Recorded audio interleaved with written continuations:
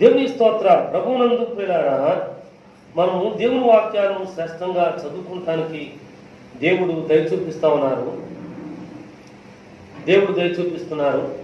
ఆయన అనుగ్రహిస్తున్న ఈ బాధ్యతను బట్టి మనం ఎంతైనా దేవునికి స్తుతులను చెల్లించవలసిన వారముగా ఉంటున్నాం.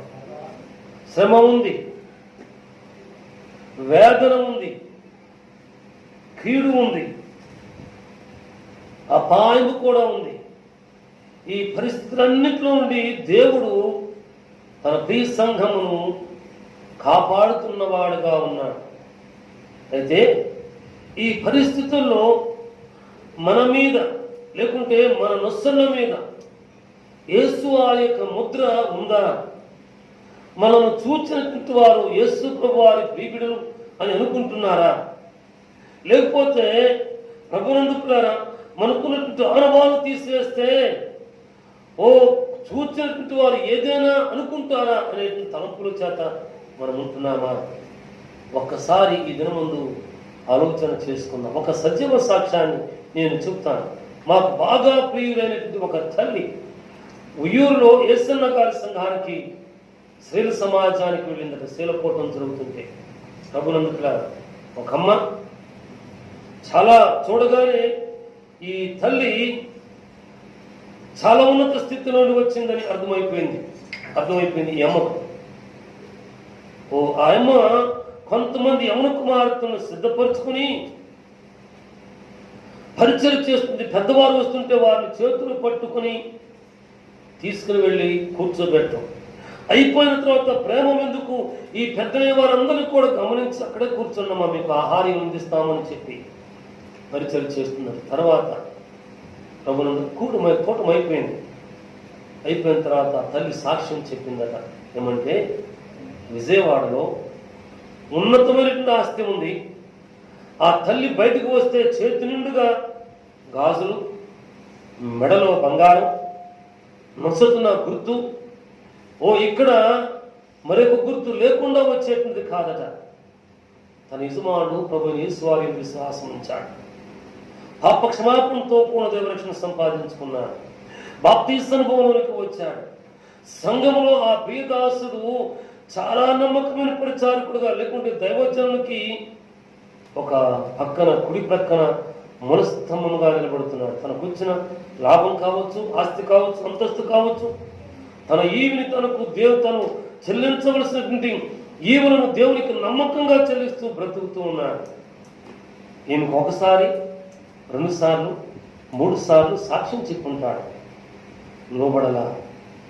ఆ అమ్మను ఏమి బలవంత పట్ల ప్రార్థన మాత్రమే చేస్తూ ఉండేటువంటి వాడట.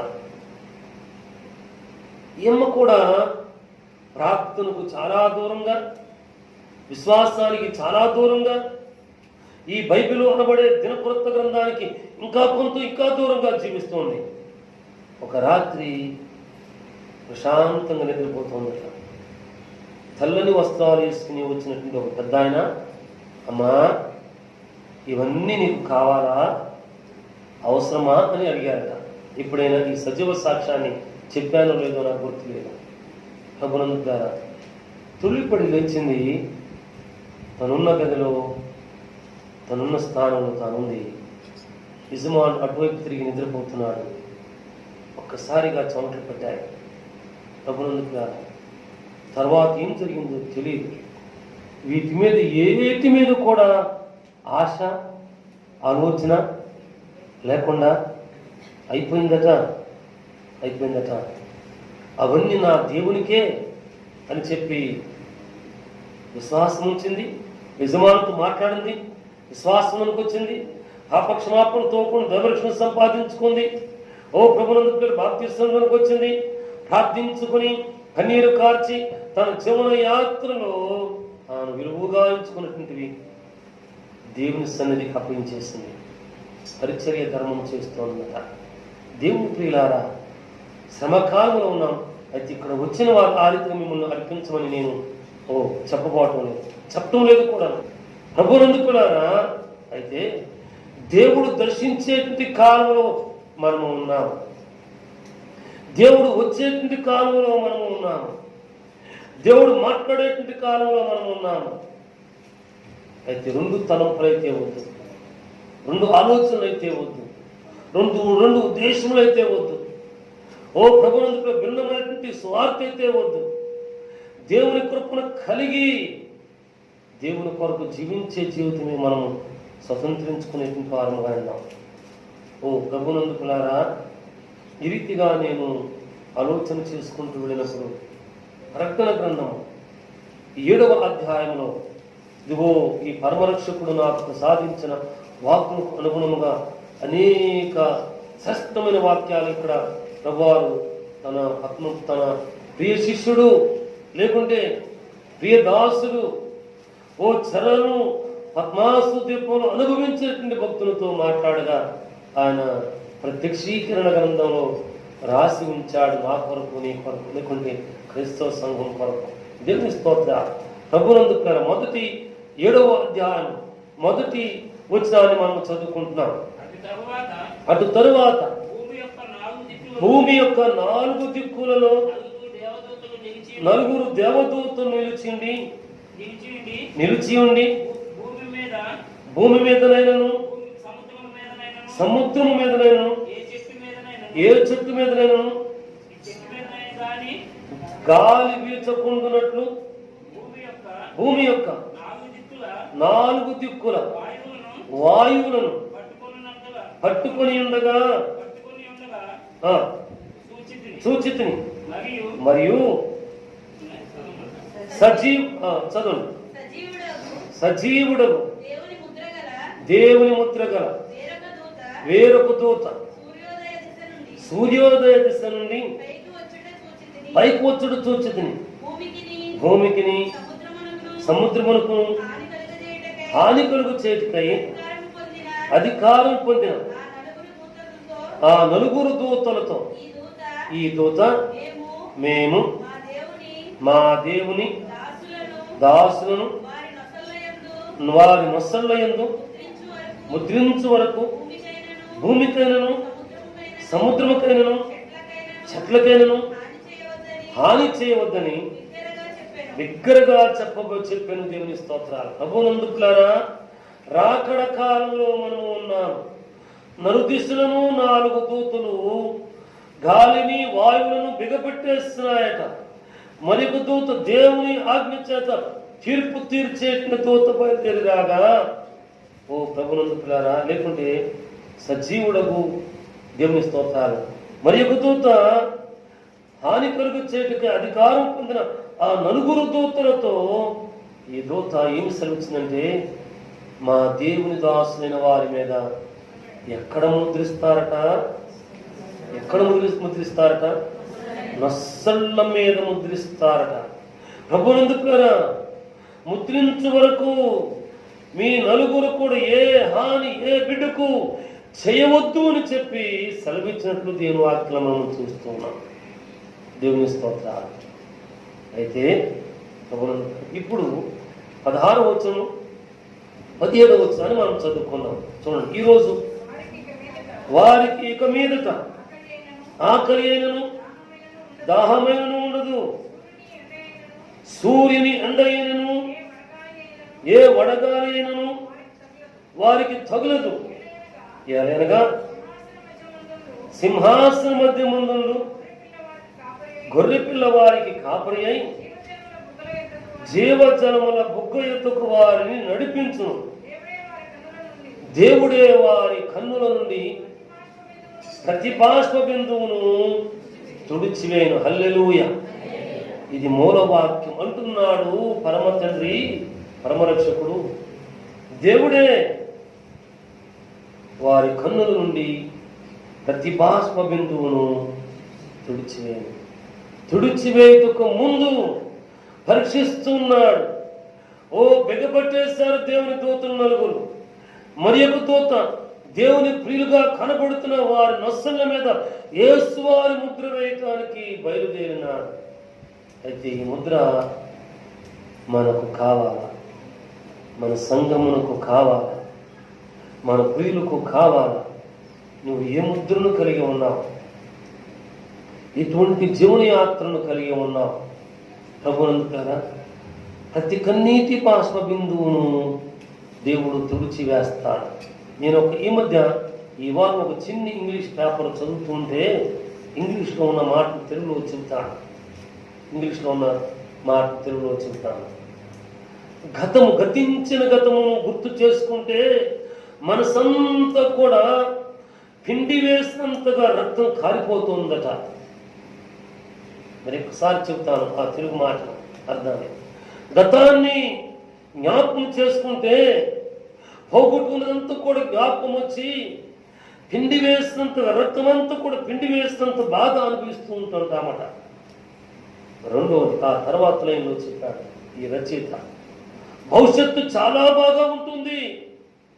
అది సంపాదిస్తా, ఇది సంపాదిస్తా, అది కడతా, ఇది కడతా, నేను ఈ రీతిగా ఉంటానని చెప్పి అని ఊహించుకుంటే కళ్ళకు కనుకుంటే అది ఎండమావిలాగా కనబడుతుందట. అది కానే కాదు. అయితే ఈ రచయిత రాస్తూ అన్నాడు కదా, గతించిన గతాన్ని తీసుకుని రాలేము, పొందుకోలేము, కానీ ముందు జీవితంలో ఉన్నటువంటి ప్రణాళిక కొరకు, ఆశ కొరకు విశ్వాసము కలిగి జీవించుటయే ప్రతి ఒక్క విశ్వాస యొక్క నిరీక్షణ. మరి ఒక్కసారి ఆ మాట చెప్తాను. భవిష్యత్తును సంపాదించుకుంటూ ఆశ ఉందే, ఆ ఆశను ఆ బహుమానము స్వతంత్రించుకుంటూ నిరీక్షణ కలిగి జీవించుటయే ప్రతి ఒక్క విశ్వాసి జీవితం. అవును ప్రభునందుకున్నారా, నేను కూడా చాలా పర్యాయాలు కూర్చుని ఆలోచన చేసుకున్నవాడిని గతించిన గతం గురించి. ఇప్పుడు ఒక డిగ్రీ అయిపోతోంది, ఇంకో డిగ్రీని సంపాదించుకుంటా. అయితే జబల్పూర్లోనో, సిరంపూర్లోనో, లేకపోతే మరొక చోట బెంగళూరులోనో ఇంకొక డిగ్రీ చదువుకుంటా. ఆ తర్వాత ఉస్మానియా యూనివర్సిటీ ద్వారా ఎంఏ చదువుతా. ఒక సంవత్సరం ఎప్పుడో చెప్పుకుంటాను ఈ మాటలు. నేను చదువుకున్న కాలేజీలో లెక్చరర్గా పని చేస్తా. ఆ తర్వాత తిరిగి వెళ్ళి మా తండ్రి గారి పరిచయంలో పరిపూర్ణంగా ఉండిపోతా. ఊహించుకున్నాను, అదేది నాకు దొరకలేదు. పోగొట్టుకున్న దాన్ని ఎవరైనా తెచ్చిస్తారా అని ప్రశ్న వేస్తే తెచ్చిచ్చేటువంటి వారు ఎవరు కనపడరు. దానికి ప్రతిగా ప్రశ్న వేసేవారు కనబడుతుంటారు. ఓహో యహా అని చెప్పి నవ్వేవారు కనబడుతుంటారు. ఇంకోటి ఏమైనా దేవుడి గురించి చెప్తే దేవుడు మాట్లాడారా, దేవుడి భక్తులు అంత బాగా మూలిగిపోతున్నావా అని ఎగతాళిగా మాట్లాడేవారు కూడా కనబడుతుంటారు. దేవుని ప్రియబిడ్డ, పరీక్షా కాలంలో ఉన్నాం. ఈ పరీక్ష కాలంలో దేవుని ప్రియముగా అయింది ప్రతి కన్నీటి బాష్ప బిందువును తుడిచే దేవుని చేత, దేవుని దూత చేత ఈ జనాంగము, నేను లేకుంటే ఈ మేము దేవుని ప్రియబిడ్డలమని ముద్రించబడే పరిశుద్ధుల గుంపులో ఉంటే ఆశీర్వాదం ఉంది, మేలు ఉంది. ఆయన ఏ రీతిగా కృప చూపిస్తున్నాడో తెలియదు, కానీ కార్చబడిన కన్నీరు, చేయబడిన ప్రార్థన, పెట్టిన మొర్ర, చేయబడిన విజ్ఞాపన ఆయన దగ్గర ఉంది. అవునా? అవును. నీ కొరకు, నా కొరకు, నా కుటుంబం కొరకు, నా బిడ్డ కొరకు చేయబడిన ప్రార్థన ఆయన దగ్గర ఉంది. అయితే త్వరగా ప్రత్యుత్తరం మిమ్మల్ని దేవుని మనం అడుగుతాం. త్వరగా దేవుని కృపలో మనను లేవనెత్తమని, ఆరిపోకుండా వెలిగించమని దేవుని అడుగుదాం. ప్రతి కన్నీటి భాష బిందువును తుడిచే దేవుని ఎదుట మనం ఉన్నాము. దేవుడు తన కృపలో మనను చూస్తున్నటువంటి వాడు, భద్రపరుస్తున్నటువంటి వాడు. దేవుని స్తోత్రాలు. అయితే ప్రభునందుకులారా, ముద్రించబడిన వారి లెక్క చెప్పగా వింటిని. ఇశ్రాయేలు గోత్రములన్నింటిలో ముద్రింపబడిన వారు 144,000 మంది. ఎంతమందట? లెక్క తేలిపోయింది. ప్రభునందుకులారా, ఈ దూత ముద్రించింది ఒక్కొక్కరిని ముద్రించింది. ప్రభునందు ఇశ్రాయేలీల గోత్రములో అన్నిటిలో కలిపి 1,44,000 మంది ముద్రించబడ్డారట. మీరు వెళ్ళిన తర్వాత ఈ 12 మంది కుమారులను మీరు చదువుకోండి. యోదా, ప్రభునందు గాదు, నఫ్తాలి, షిమ్యోను, ఏసేపు, తన సోదరుడు బెన్యామీను, ఈ రీతిగా 12 మంది పేర్లు ఉన్నాయి. వారి వారి గోత్రాల్లో ఎంతమంది రక్షించబడ్డారో, ముద్రించబడ్డారో చెబుతున్నారు. గోత్రములు చిన్నివా కాదు. ప్రభునందు ఓ యోదా గోత్రం చాలా పెద్దది, నఫ్తాలి గోత్రం చాలా పెద్దది, ఇశ్రాయేలు ప్రభునందు యోసేపు గోత్రం పెద్దది, ఓ నఫ్తాలి ప్రభు బెన్యామీను గోత్రం పెద్దది, జెబూలూను గోత్రం పెద్దది. చాలా మంది ఉన్నారండి, చాలా మంది ఉన్నారు. కానీ ఈ దూత బయలుదేరి వెళ్తే గోత్రముకు 12,000 మంది మాత్రమే లెక్క తేలారు. అయితే ఇప్పుడు ఈ వాక్కులు చదువుకున్నప్పుడు మేము మా ఇంట్లో 3 ఉన్నాము, దేవుడు ఒక ఇంటిని ఇచ్చాడు, ఆ ఇంట్లో ఉంటున్నాము, బిడ్డ చదువుకుంటున్నాడు.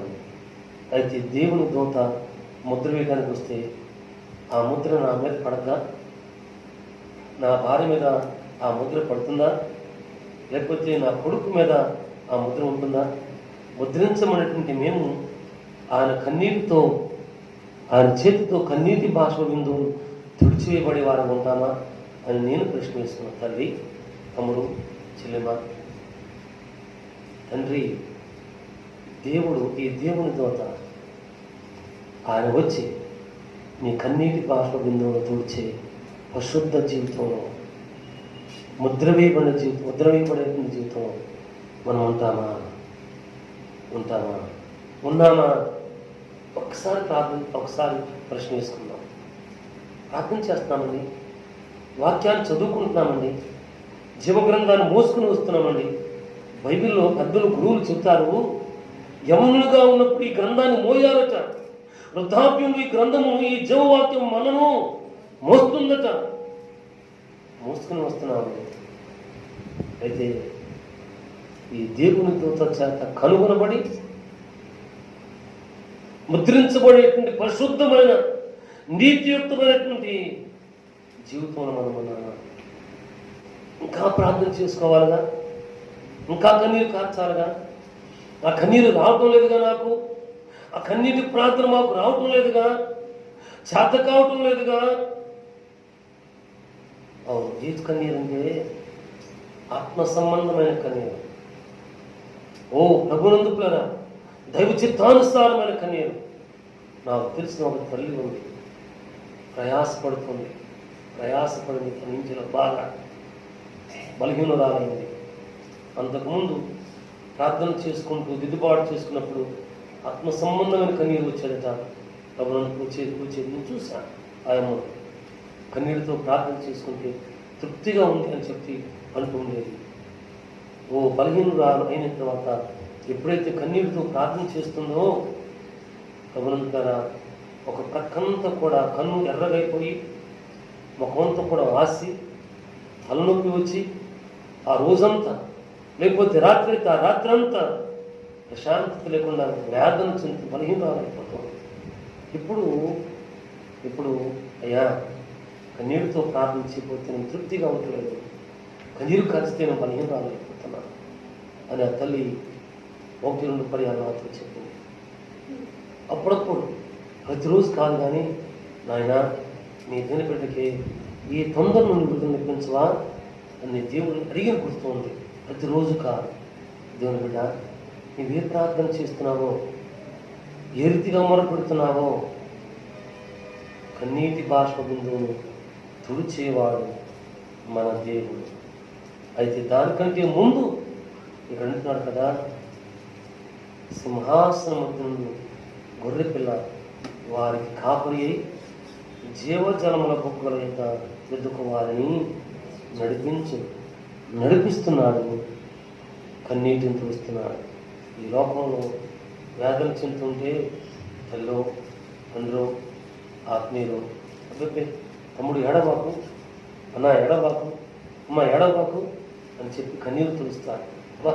దానికి వారు చెప్పుకుంటారు, అలానన్న, అలాని తండ్రి, అలాని పిన్ని, అలాని అక్క ఓ బాధలు ఉండి ఏడుస్తుంటే మేము ఉన్నాం కదా, ఏడవబోకు అని చెప్పి నా కన్నీరు తుడిశారని చెప్పుకుంటారు. అవును, నిజమే. ఇది శరీర సంబంధమైనటువంటి ఆదరణ, ఇది శరీర సంబంధమైనటువంటి ఓదార్పు, ఇది శరీర సంబంధమైనటువంటి ధైర్యము. ప్రభునందుకులారా, ధైర్యము. అయితే దానికంటే మరి శ్రేష్టంగా దేవుని దూత లెక్క కట్టి, గోత్రముల చొప్పున లెక్క కట్టి ప్రభునందుకులారా ముద్రించబోతే ఈ 12 గోత్రములలో 12,000 మంది, ఒక్కొక్క గోత్రములో 12,000 మంది మాత్రమే లెక్క తేలారు. వీరందరూ కూడా కలిసి ఇశ్రాయేలు గోత్రం 1,44,000 మంది ముద్రించబడ్డారట. అంటే మిగిలిన వారందరూ కూడా ముద్రించబడినటువంటి గుంపులు లేరు కాబట్టి, లేదంటే కుడి ప్రక్కన లేరు కాబట్టి, ఫలానమ్మకపోయిన నా మంచి ప్రియులారా అని పిలువబడేటువంటి పరిశుద్ధుల గుంపులో లేరు కాబట్టి వీరు ఈ లోకములో విడవబడేటువంటి వారు అన్నమాట. ప్రభువులారా, దేవుని చేత కన్నీటిని తొడవబడేటువంటి పరిశుద్ధుల గుంపులో ఉంటే నీవు ఆయన సముఖంలో ఉంటావు, ఆయన సన్నిధిలో ఉంటావు, బహుమాను స్వతంత్రించుకుంటావు, కృపచ్చు పొందుతావు. అయితే ఈ లోకంలో సమయదనా, వేదన లేదనా, ప్రభునందుకులారా వేదన లేదనా, దుఃఖం లేదనా, ప్రభునందుకులారా దుఃఖం లేదనా? క్రైస్తవులు కదండి, ప్రార్థన చేస్తూ ఉంటారు కదండి, ఇప్పుడు చెవు గ్రంథం చేత పొందుతుంటారు కదండి, చెవు గ్రంథాన్ని ధ్యానం చేస్తూ ఉంటారు కదండి. ఎందుకప్ప విరిగిస్తామంటే, అవును, దేవుడు శ్రమను అనుమతిస్తూ ఉంటాడు. పౌరు భక్తునికి ఒక శ్రమ బలహీనతను అనుమతించారట. ఈ బలహీనతను బట్టి వేదన చెంది ఈ దైవభక్తుడు ప్రార్థన చేస్తే ప్రభువారు సెలవిచ్చారట, నా కృప నీకు చాలునన్నాడట. ఆ శ్రమ, ఆ పరీక్ష, ఆ వేదన దేవుని కృప. ఆ ముళ్ళు ఉంచాడట దేవుడు. ఈ ముళ్ళు లేకపోతే, ఆహా నేను దేవుని బిడ్డను, ఇన్ని వాగ్దానాలు ఉన్నాయి, ఇన్ని గ్రామాలు తిరిగాను, ఇన్ని పడవ ప్రయాణాల్లో ప్రమాదాల్లో చిక్కులు చేయిందా నేను అనేటువంటి మాటలోకి వచ్చేసేవాడేమో. ఆ రీతికి రాకుండా తన దేహంలో ఒక ముళ్ళును ఉంచాడట. పరమరక్షకుడు అన్నాడు, నా కృప నీకు చాలు. అయితే దేవుని పిల్లారా, మనము మన జీవన యాత్రలో దేవుని వాక్కును కలిగి ఉన్నాం. ఒక్క మాట అడుగుతాను, కృప చాలనే దానికి గుర్తు వచ్చింది. మన మీటింగులు పెట్టుకుంటున్నాం కదా, మీటింగ్ పేపర్లో మూల వాక్యంగా ఒక వాక్యం అచ్చు వేస్తూ ఉంటాం కదా. ఏ వాక్యము? చాలా ఉన్నారమ్మా, ఎవరు చెప్పేశారు? క్రీస్తు వాక్యం మీలో సమృద్ధిగా, అది మన కుటుంబానికి మూల వాక్యం. ప్రభు కృపలో నిలబడి వారు కావచ్చు, ప్రతి ఒక్కరిలో కూడా ఈ క్రీస్తు వారి వాక్కు సమృద్ధిగా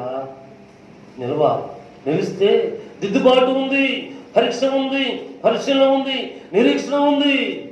ముద్రించబడేటువంటి జీవితంలోకి వస్తారు. కన్నీటి వారి ముందుతో చేయబడతారు. ఈ ప్రియులు లేకుంటే వాక్కులు నేర్పించే వారు జీవజలముల బొక్కల ఎందుకు నడిపించబడతారు. మార అనుభవం అనేటువంటి ఉండొచ్చుగాక. ఈ మార అనుభవం నుండి విడుదలలోనికి దేవుడు నడిపించేటువంటి వాడుగా ఉంటా ఉన్నాడు. దేవుని స్తోత్రాలు. నాతో పాటు ప్రభునందుకులారా దేవుని వాక్యంలో 12వ వచనం మనం చదువుకున్నాం.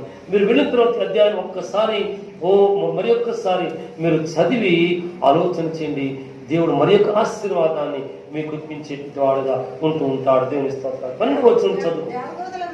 దేవదూతలందరూ సింహాసనం చుట్టూను, పెద్దల చుట్టూను, నా 4 జీవుల చుట్టూను నిలబడింది. వారు సింహాసనం ఎదుట సాష్టాంగపడి ఆమేన్, యుగ యుగముల వరకు మా దేవునికి స్తోత్రమును, మహిమయు, జ్ఞానమును, కృతజ్ఞతాస్తుతియు, ఘనతయు, శక్తియు, బలమును కలుగును గాకని చెప్పుచు దేవునికి నమస్కారం చేసిరి. ఆమేన్. ప్రభునందుకులారా, ఈ పరిశుద్ధుల గుంపు, ముద్రించబడిన గుంపు సింహాసనము చుట్టూ నిలబడి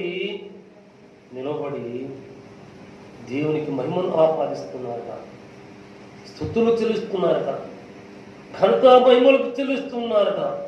మనం చెల్లిస్తామా? దేవుని వాక్యం బలంగా అందించబడుతుంటుంది. ఏదో శ్రేష్టమైన వాక్యము మనకు అందించబడుతుంది. ఓ హృదయాంతరంలో నీకు స్తోత్రమయ్యా, హల్లెలూయా, ఈ రోజు నాతో మాట్లాడా ప్రభా అని చెప్పి స్తుతులు చెల్లిస్తాను. పాటలు ఉద్యమంగా పాడుకుంటూ ఉంటాం. ఓ ఓ దైవజనుడు హల్లెలూయా చెబితేనే చెబుతూ ఉంటాం, లేకపోతే హల్లెలూయా చెప్పడానికి వీలు లేదు. దేవుడు స్తుతి చెల్లించనంటే స్తుతి చెల్లిస్తామా మనము? చెల్లించము. ఇదిగో జీవజల బుగ్గ యుద్ధకు వెళితే ఈ జీవజలమును తీసుకుంటే సర్వశక్తిమంతుడు మన బలవంతులు చేస్తారు. నువ్వు ప్రభువును కదా దేవునికి సింహాసనం చుట్టూ చేరాలి. దేవుని మందిరంలోనికి వస్తున్నాము. ప్రతి కన్నీటి బాష్ప బిందువును తుడిచే ఈ మహోన్నతుడు మన బాష్ప బిందువును తొడటానికి ఆయన రక్షకుడుగా ఉన్నాడు, ప్రభువుగా ఉన్నాడు, జీవాధిపతిగా ఉన్నాడు. అయితే ప్రభునందుకులారా 13వ వచనం చదువుకున్నాం చూడండి.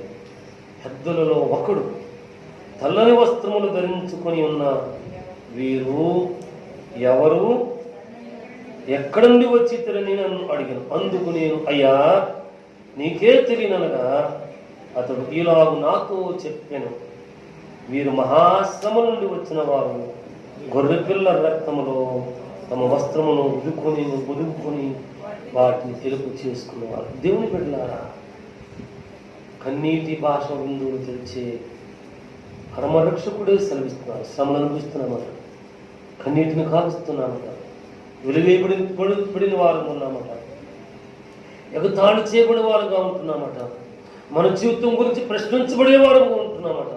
అయితే ఇప్పుడు దేవుని పరిచారకునిగా, దేవుని దాసునిగా, దేవుని సాకును ఒక మాట మనం చేయండి, చెప్పండి. దేవుని బిడ్డ ఈ ప్రార్థన చేయి. నాయనా, మా కుటుంబంలో చాలా మంది మహాశ్రమలు అనుభవిస్తున్నారు, ఎగతాళి చేయబడుతున్నారు, వేయబడుతున్నారు, పోగొట్టుకున్న దాన్ని తిరిగి సంపాదించుకునే జీవితం వీరికి లేదయ్యా. నీ పరిచారకుడు చెప్పినట్టు ఓ కావాలని ఎదురు చూస్తున్నటువంటి ఆ శ్రేష్ఠ జీవితంలో స్వతంత్రించుకునే ఆధిక్యత ఉందో లేదో నాకు తెలియదయ్యా. కానీ ఈ మహాశ్రమను అనుభవించినటువంటి శ్రమలను అనుభవిస్తున్న ఈ ప్రియులు, తండ్రి కావచ్చు, తల్లి కావచ్చు, కుమారుడు కావచ్చు, కుమార్తె కావచ్చు, చెల్లెము కావచ్చు, అన్న కావచ్చు, వారి ప్రతి కన్నీటి బాష్ప బిందువును తొలిచి నీవిచ్చిన మహిమావస్త్రము ధరించి ఒక శ్రేష్టమైన భవిష్యత్తు ఈ ప్రియబిడ్డలు స్వతంత్రించుకోవడానికి నీ కృప చూపించు స్వామిని ప్రార్థన చేయి. మనం ప్రార్థన చేద్దాం, ప్రార్థన చేసే వారంగా ఉందాం. ఈ ప్రార్థన ఆలకించిన దేవుడు పెద్దలు కావచ్చు, కుటుంబీకులు కావచ్చు, యవన కుమార్తె మన కుటుంబం ఉన్నారు. వీరు ఒక శ్రేష్టమైన భవిష్యత్తును స్వతంత్రించుకోవాలి. అవునా? అవును పక్కనండి. అవునా? అవును. యవన కుమార్తెలు ఉన్నారు, యవన కుమారులు ఉన్నారు. వీరు శ్రేష్టమైన భవిష్యత్తును స్వతంత్రించుకోవాలి. జీవితం ఏంటో తెలియదు. రాజవీధి మధ్యను ప్రవహించుట ఆ దూత నాకు చూపాను. ఈవలను ఆవలను జీవవృక్షములుండెను, అవి నెలకు ఫలించుచుండెను, 12 కాపులు కాయను. ఆ వృక్షం యొక్క ఆకులు జనములను స్వస్థపరచుటకై వినియోగించును. దేవుని స్తోత్రాలు. ప్రభునందుకులారా, ఇవ్వండి కన్నీటి బాష్ప బిందువు తుడిచే దేవుడు జీవజలము దగ్గర తీసుకుని వెళ్తున్నాడు, కృప చూపిస్తున్నాడు. అయితే ఇక్కడ ఉంటున్నాడు కదా, ప్రభునందుకులారా, జీవజల నది ప్రవహిస్తుందట. అయితే ఈ జీవజల నదికి ఆ ఒడ్డున ఈ ఒడ్డున ఓ జీవవృక్షం ఉంది, ప్రతి నెల కాపు కాస్తోందట. ప్రభునందుకు ఈ జీవవృక్షం యొక్క ఆకులు బలహీనను స్వస్థపరిచేవిగా ఉంటున్నాయట. అవును దేవుని ప్రియులారా, ప్రతిష్టా సంఘము అనబడింది, ప్రార్థనామందిరం అనబడిన సంఘంలో దేవుడు మనం నాటాడు. మరి ఒక మాట కూడా అనుకున్నాం, అయ్యా కన్నీటి భాష ముందు తుడుస్తాం కదా, ప్రతి నెలా నేను ఫలించటానికి, ప్రతి నెలా నేను వృద్ధి చెందటానికి, ప్రతి నెలా నేను కృపలో వర్ధిల్లటానికి నాకు నేర్పించవు, కృప చూపించవు. శ్రమను జయించాలయ్యా, కన్నీటిని జయించాలయ్యా, శోధన జయించాలయ్యా, నీ దగ్గరకు చేర్చబడాలయ్యా. అందుకు ప్రతిగా నేను ఫలించే బిడ్డను కావాలయ్యా. అవును దేవుని ప్రియులారా, ఈ మధ్య నేను ప్రార్థన చేసుకుంటున్నాను.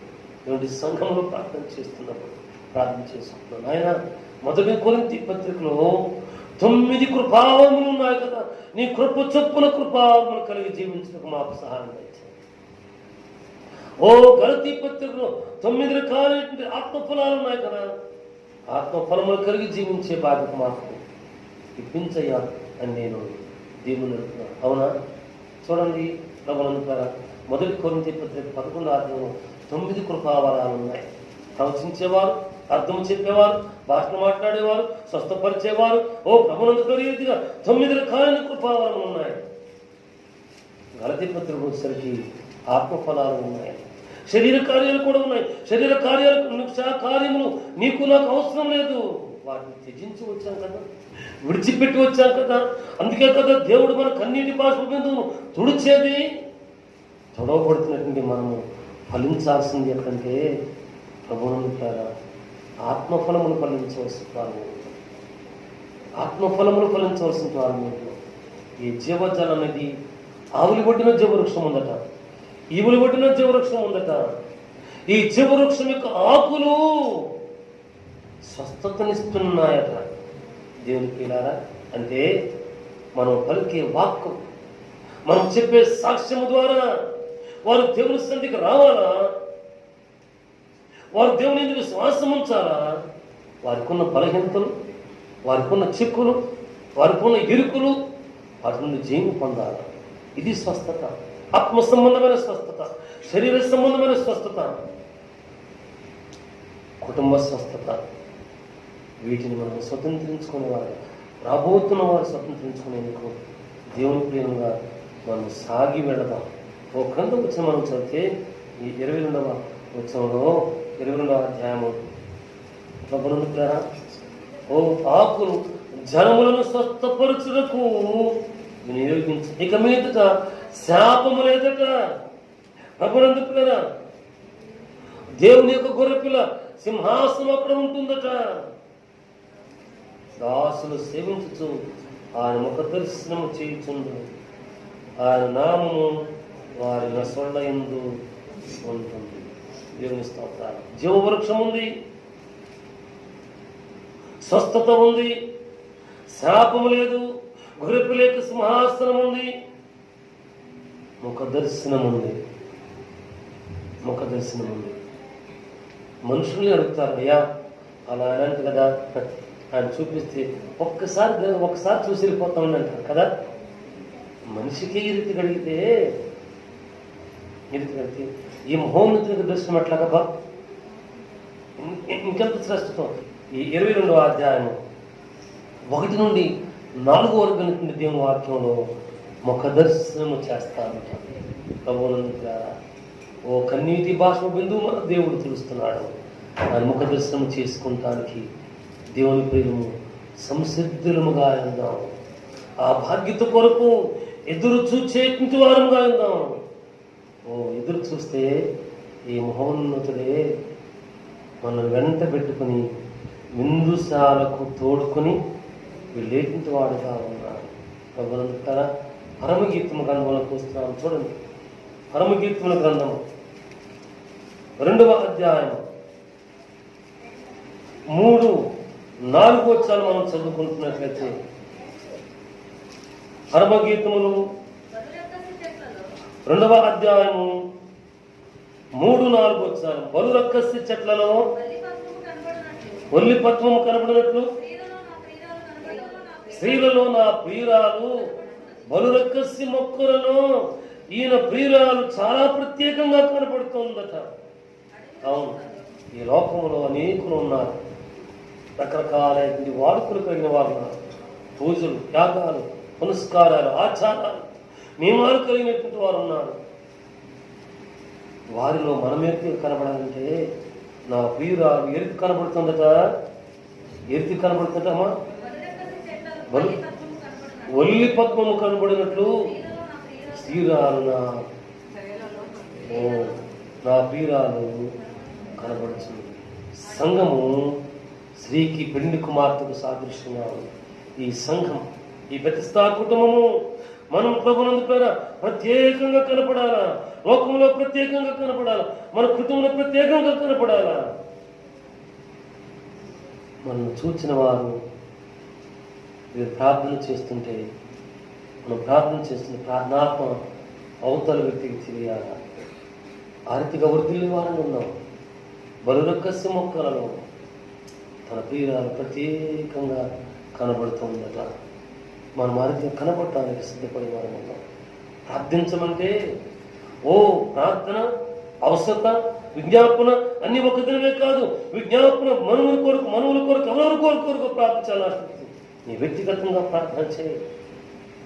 సంఘంలో చెప్పబడిన విషయం కొరకు ప్రత్యేకంగా ప్రార్థనాత్మతో ప్రార్థించే ఆ ప్రార్థన దేవుడు ఆలకించేవాడు. ప్రియురాలు ప్రత్యేకంగా కనపడుతున్నట్టు. తర్వాత సాగిన అడవి వృక్షములలో జలధర వృక్షం ఎట్లున్నదో పురుషులలో ఈ పెండ్లి కుమార్తెకు ఈ పెండ్లి కుమారుడు పురుషుడు ఆ రీతిగా కనపడుతున్నాడట. దేవుని స్తోత్రాలు. హల్లెలూయా. అవును, మన ప్రభు ఎల్లప్పుడూ కూడా పరిశుద్ధుడుగానే ఘనుడుగానే కనపడతాడు. అయితే నీవు నేనే కనపడాల్సిన అవసరం ఉంది. నీవు నేనే ముద్రించబడవలసిన అవసరం ఉంది. ఆ తర్వాత చదువుతాను. ఆనందపడుతున్నాయి అతని నీడలు కూర్చున్నాడు. అతని ఫలము నా జీవోకు మధురము. ముగింపులోనికి వచ్చాం. మనకు కావలసిన వాక్యంలోనికి వచ్చాం. దేవుని స్తోత్రాలు. బిందుశాలకు తోడుకొని వెళ్ళాను. అవును ప్రభునందుగా కన్నీటి బాష్ప బిందువు తుడిచేటి వాడు విడిచిపెట్టడు. జీవవృక్షేంద్రముకు నడిపిస్తున్నారు. స్వస్థత, శాపం ఉండదు. ప్రభునందుకులారా గొర్రెపిల్ల సింహాసనం మీద కూర్చుని ఉండగా ఆయన ముఖ దర్శనము చేసే వారు ఉంటున్నాం. ముఖ దర్శనము చేసిన తదనంతరం విందుశాలకు తోడుకొని వెళ్తాడట. ఆ పరిశుద్ధుడి గుంపులో మనం ఉన్నామా? ఈ విందుశాల, ఈ పిండి వింది యొక్క ఆహ్వాన పత్రిక మనం పొంది ఉన్నామా? ప్రభునందుకులారా పొంది ఉంటే మంచిది. ఆ ప్రభును ఆహ్వాన పత్రిక మనతో ఉంటే మంచిది. ఆయన ఎదుర్కొంటారు. ఆ తర్వాత మాత్రమే మనం పిలబడతాము. కాబట్టి ఇటువంటి వాక్కుల చేత ఒకరిని ఒకరు ఆదరించుకున్నాం, ధైర్యపరుచుకున్నాం, బలపరుచుకున్నాం, కృప చూపించుకున్నాం, కృపను సంపాదించుకున్నాం, ఆ కృపను పంచించుకున్నాం. సిద్ధపడి వారు నిర్లక్ష్యం వద్దు, వాడుకోవద్దు. దేవుని ప్రియులారా, నాతో పాటు మత్తయి సువార్త 25వ అధ్యాయం మొదటి 6 వచనాలు చూడండి. సిద్ధపాటు గురించి అక్కడ కొన్ని మంచి మాటలు ఉంటాయి. మరి కట్టుదైన వాక్యం అది. మత్తయి సువార్త 25వ అధ్యాయం మొదటి 6 వచనాలు. పరలోక రాజ్యము తమ దివిటీలు పట్టుకుని పెండ్లి కుమారుని ఎదుర్కొంటకు బయలుదేరిన 10 మంది కన్యకలను పోలి ఉన్నది. వీరిలో 5 బుద్ధి లేని వారు, బుద్ధి గలవారు. బుద్ధి లేని వారు తమ డ్యూటీలు పట్టుకుని నూనెను తీసుకుని పోలేదట. బుద్ధి కలిగిన వారు దివిటీలతో కూడా సిద్ధులలో నూనెను తీసుకుని పోయారు. ఇది సిద్ధపాటు. ప్రభువునందు బుద్ధి కలిగినటువంటి వారు తమతో పాటు కూడా నూనె, ప్రార్థన, నిరీక్షణ, వాక్కు, సిద్ధపాటు ఇటువంటి నూనెను తీసుకుని వెళ్ళారు. బుద్ధి లేని వారు నూనె లేకుండా వెళ్ళారు. అయితే కన్నీటి బాష్ప బిందువుతుడు చేయి పెండ్లి కుమారుడు వచ్చాడు, రాబోతున్నాడు. ఈయన వచ్చే సమయానికి ఆలస్యమైంది. వీరు నిద్రిస్తున్నారు. ప్రభువుని కదా మనం ఆయన ముఖ దర్శనము చేయడానికి, మన కన్నీటి బాష్ప బిందువును తుడబట్టడానికి మనం మేలుకొని ఉండేటువంటి వారంగా ఉండవలసినటువంటి అవసరత ఎంతైనా ఉంది. ప్రభునందులారా, యేసే శిష్యులతో కూడా మీరు శోధనలో ప్రవేశింపకుంటూ కొంచెం సేపు మెళకువగా ఉండి ప్రార్థన చేయమని సెలవించారు. ప్రభునందులారా, మరలా వెళ్ళి తండ్రి నీ చిత్తమైతే ఈ పాత్రను నా యొద్ద నుండి తొలగించమని కోరాడు. ఆఖరికి ప్రభు అన్నాడు, నీ చిత్తమే సిద్ధించునుగా కానీ ప్రార్థన ముగించుకొని వచ్చిన రక్షకుడు ఇక మీరు విశ్రాంతి తీసుకోండి, మనుష్య కుమారుడు అప్పగించబడి గడియ చిన్నది సెలవిచ్చారు. దేవుని ప్రియులారా, అప్పగించబడిన మాట నిజము, సిలువ వేయబడిన మాట నిజము, ఓ ఏలోయి ఏలోయి లామా సబక్తాన్ని పలికిన మాట నిజము, మరణమును ఓడించి తిరిగి లేచిన మాట నిజము, పరమునకు వెళ్ళిన మాట నిజము. ప్రభువుని ఇప్పుడు సిద్ధపడుతున్న జీవితం మన మీద ఉంది. ఓ మనం వెళుతూ సాగి వెళుతూ ప్రభువుని సిద్ధపడవలసిన జీవితం మనలో ఉంది. నూనె మనతో ఉండాలా. నిర్లక్ష్యాలు తావలేదు, నిద్రకు తావులేదు ప్రభువుని ఓ తావు లేకుండా ఉండి సిద్ధపడిన వారంగా ఉండేటప్పుడు ఆయన ముఖ దర్శనం చేస్తాను, కన్నీటి బాష్పంతో తుడుస్తాను, ఆయనతో కూడా తీసుకుని పోబడతాను. దేవుని స్తోత్రాలు. యోహాను సువార్త 14వ అధ్యాయం 2-3 వచనాలు మనం చదివినట్లయితే ప్రభువారు మీ హృదయములను కలవరపడనీయకండి, నేనుండు స్థలంలో మీకును ఉండులాగా నేను స్థలమును సిద్ధపరచవచ్చున్నాను. నా తండ్రి ఇంట అనేక నివాసములు కలవు, లేకపోతే మీతో చెప్పాను కదా, మీకు చెప్తాను కదా, అయితే మీరు సిద్ధపడండి. అవును, ప్రభువుని కదా కన్నీటి బాష్ప బిందువు తుడిచి ఈ మహోన్నతిని ఎదుర్కొనడానికి మనం సిద్ధపడి ఉన్నాం. ఎటు వెళ్ళినా దేవుని వాక్, దేవుని ప్రార్థన, దేవుని నిరీక్షణ, దేవుని సాక్ష్యం అనబడే నూనె మనతో ఉంచుకుందాం. దేవుని కొరకు సాగుదాం. ప్రభువుని కదా పరలోక రాజ్య వారసత్వాన్ని సంపాదించుకుందాం. పిలవబడదాం. దుఃఖం వద్దు. అవును, దుఃఖపడుతున్నాం నిజమే. ఓ గతించిన జీవితాన్ని జ్ఞాపకం చేసుకుని ఓ వేదన గలిబిలి, ఓ ఈ హృదయం పిండి వేసినంత బాధ ఉంటుంది. మనం తిరిగి సంపాదించుకోలేము, కానీ భవిష్యత్తు ఉంది. ఆ భవిష్యత్తు గురించి అడుగుదాము. సంపాదించుకుంటానికి దేవుని చూద్దాం. ఆయన మనం నడిపించేవాడు ఉన్నాడు. ఇదే రీతిగా వాక్కులో మనం ప్రభు ముచ్చరించుకునే రీతిగా మన కుటుంబంలో ఏమైనా ప్రియబిడలు కుమార్తె కావచ్చు, కుమారులు కావచ్చు, మన శ్రేష్టమైన భవిష్యత్తును స్వతంత్రించుకుంటానికి దేవుని పిలువైనటువంటి మనము వేదనతోనూ భారముతోనూ కన్నీటితోనూ ప్రార్థన చేద్దాం. మన దేవుడు మన పెద్దల యొక్క జనుల యొక్క యవనస్తుల యొక్క కన్నీటి భాషలను తెచ్చి మన దీవించేవాడు అన్నాడు. ఆ దీవులను మనకు అనుగ్రహించి తన కొరకు వర్ధిల్ల చేస్తాను కాక. దేవుని వాక్కులను మన వెనుకలు అంగీకరించి మేము ప్రసాదిస్తాను కాక. ప్రార్థన చేసుకుంటున్నామండి. ముద్రించబడే పరిశుద్ధుల గుంపులో మనం ఉండాలనుకున్నాం. ఇశ్రాయేలీయుల గుంపులో మనం ఉండాలి. ముఖ దర్శనం మనం చేసుకోవాలి. మహోన్నతమైన మా తండ్రి, మీరు కన్నీటి బాష్ప బిందువును తుడిచే దేవుడు అందించనుకున్నామయ్యా. నీ స్తోత్రం. జీవజనము దగ్గరకు తీసుకెళ్లే దేవుడు నీకున్నాడయ్యా. జీవవృక్షము ఉంది, అది ప్రతి నెల కాపు కాస్తుందట.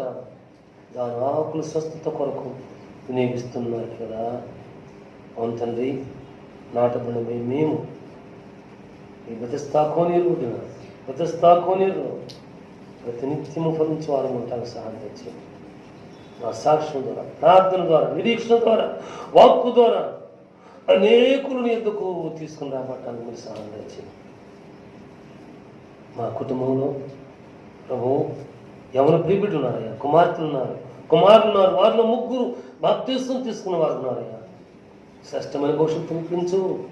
అన్యాయము, అక్రమము, మోసము వీరి జీవితంలో జరగకూడదు స్వామి. దేవుని నుంచి మహిమ పొందండి.